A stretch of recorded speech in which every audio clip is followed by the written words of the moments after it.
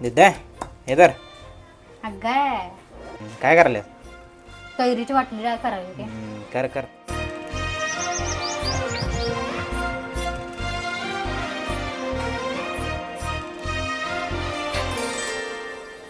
काजव्याच रान सार पाण्यावरती फेरल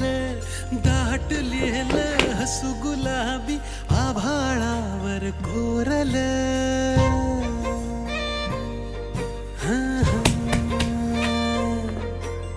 काजव्याच रान सार पाण्यावरती फेरल दाटलेलं हसू गुलाबी आभाळावर कोरल